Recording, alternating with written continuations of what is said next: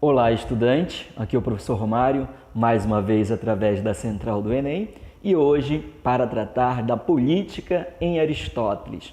Para você entender a política aristotélica, é necessário remontar alguns conceitos que estão presentes na sua filosofia da natureza e na sua metafísica. O primeiro desses conceitos é natureza. Se você for observar lá nos pré-socráticos, significa a realidade primeira e fundamental, que compõe todas as coisas, da qual todas as coisas derivam e para a qual todas as coisas tendem a retornar. Isso está presente também em Aristóteles, porque para ele também a natureza é movimento, é causa do movimento da realidade. E isso ele vai resumir, inclusive, no primeiro motor imóvel na sua metafísica, que atrai todas as coisas pela sua perfeição. Ou seja, este primeiro motor é a causa, é o movimento da realidade. Ele compõe a estrutura, a essência da realidade, ok? E por isso que tudo na natureza tem uma finalidade, tem um objetivo, busca o seu acabamento, a sua perfeição.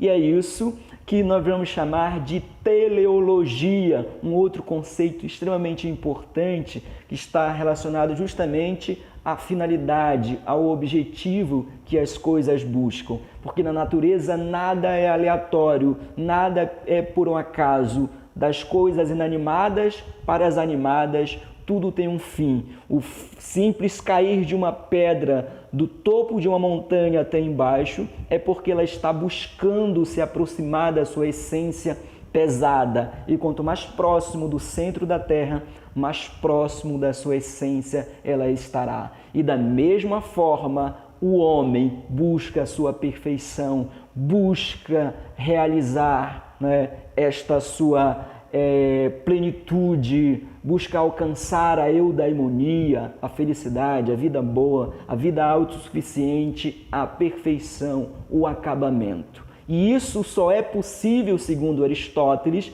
dentro da sociedade. Fora da sociedade, o homem não consegue a sua civilidade, o seu desenvolvimento, a sua perfeição, a sua felicidade. Isso porque o homem é um zoopolitikon, ou seja, um animal político, que tem esta inclinação para a sociabilidade, que faz parte da sua essência conviver com o outro, associar-se com outras pessoas, cooperar em busca de um bem comum, de um bem coletivo, para justamente alcançar o seu desenvolvimento. E é por isso que a polis é natural, ou seja, a polis está na essência do ser humano, porque o homem busca um fim, um objetivo, ele não age de forma aleatória, tudo tem uma finalidade e as ações humanas também seguem uma finalidade. E é por isso que nós tendemos a viver em sociedade, porque está inscrito no nosso genoma, nos nossos instintos, que nos impulsiona a vida em sociedade, que somente nela nós iremos alcançar a nossa felicidade, a nossa plenitude, certo? E é por isso que a sociedade é tão natural quanto um formigueiro, por fazer parte da essência humana, beleza?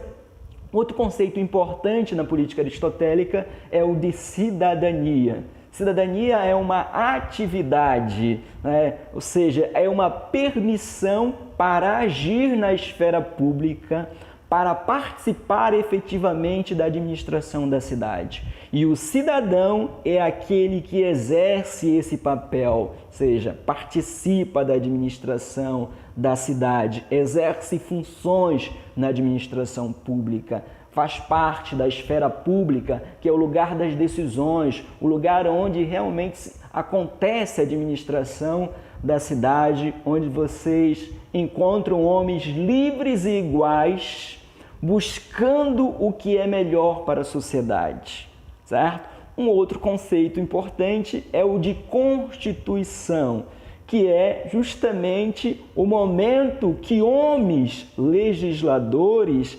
interferem no curso do desenvolvimento da sociedade, trazendo leis para regulamentar as relações sociais. Mas, professor, a sociedade não é algo natural? Sim, apesar de ser natural, isso não quer dizer que as pessoas não possam interferir para aperfeiçoar as relações humanas através das leis. Lembrando que as leis são fruto da racionalidade, fruto de deliberações, de debate, de reflexão da esfera pública. Daí a importância das leis na regulamentação das relações sociais e para moldar o caráter das pessoas. Lembrando que Aristóteles, na sua Ética das Virtudes, vai nos dizer que a importância das leis para ensinar as pessoas, desde pequena, a agirem de forma justa,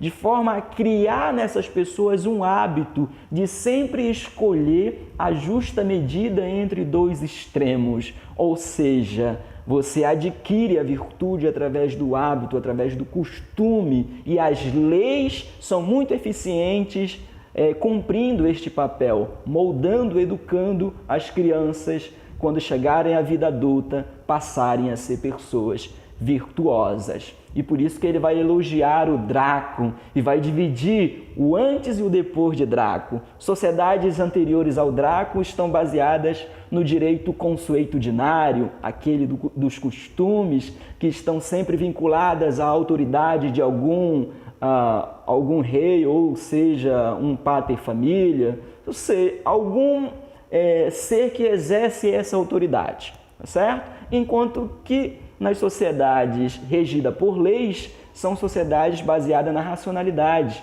que é o espírito da civilidade, da autossuficiência, né, da perfeição, do acabamento da existência humana. E lembrando que a polis é a comunidade de comunidades, certo? A primeira base da polis é a família, depois vem as pátrias, depois as aldeias e finalmente a polis, certo? Então a polis é algo que inclui outras comunidades menores. Daí o Aristóteles dizer que fora da polis só um deus ou um bárbaro, ok? E um outro conceito importante é o de amizade. A amizade, ela é aquilo que unifica a sociedade, aquilo que permite a harmonia e o equilíbrio da sociedade e que permite também que as pessoas alcancem a eudaimonia, a felicidade. Por quê? Porque Aristóteles vai dizer que nós escolhemos nos associar a determinadas pessoas porque nós observamos, reconhecemos nelas que elas querem o nosso bem.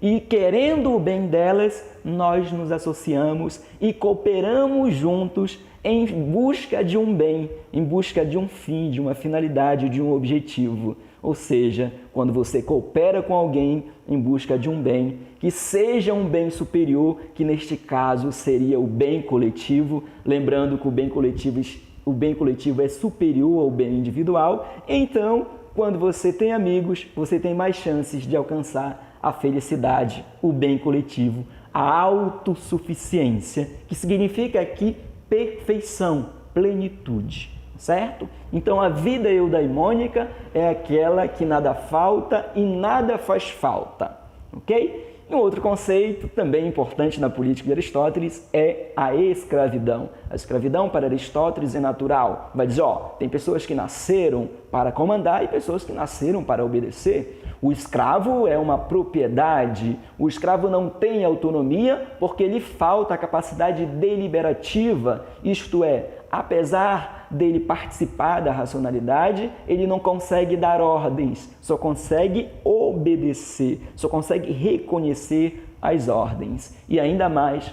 vai dizer que os escravos são um instrumento de produção, de ação, é a extensão do braço de alguém. Ou seja, ele é um objeto utilizado por outra pessoa, que está sob a tutela de outra pessoa, ok?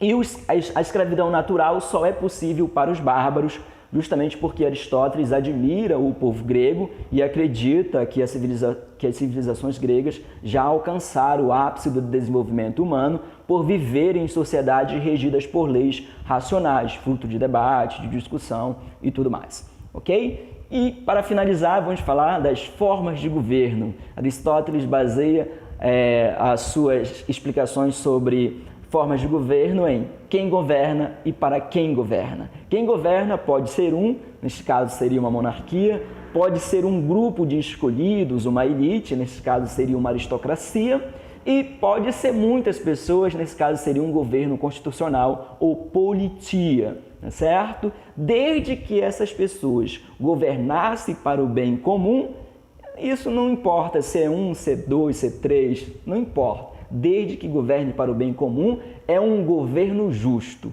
Agora, se visa o bem individual, se visa apenas os interesses da classe para a qual está governando, isso é um governo corrupto, injusto, decadente, e que por isso traz a desarmonia para a polis, e isso é a injustiça, tá certo? E ao momento de analisar na política quais os governos que existem de fato, que tipo de formas de governo existem ao longo de todas as sociedades, ele vai observar que é muito comum o governo constitucional misto, e por isso ele vai render elogios a esse tipo de governo, vai dizer que é o único tipo de governo exequível, que se trata, na verdade, de uma união entre a oligarquia e a democracia, ou seja, entre a riqueza e a pobreza. Veja, dois extremos, que segundo Aristóteles, somente com estes dois grupos na esfera pública existe a justiça, existe a harmonia na polis, porque sem esses dois grupos não haverá deliberação. E aqui você lembra lá do conceito de virtude de Aristóteles, a escolha a partir de dois extremos, da justa medida entre dois extremos, que é a mediania, né? E aqui é justamente isso que essas pessoas vão alcançar, é a justiça, a virtude. Somente é possível a partir do conflito, como uma espécie de teoria do contrapeso entre dois grupos opostos, como entre duas forças que se opõem, que são dois extremos, você alcança o bom senso, o entendimento mútuo, alcança a justiça para a sociedade. Desde que, é claro, exista uma distribuição proporcional de pobres e ricos na esfera pública, que, lembre-se, a esfera pública é o lugar da administração da cidade. Muito obrigado e até a próxima aula.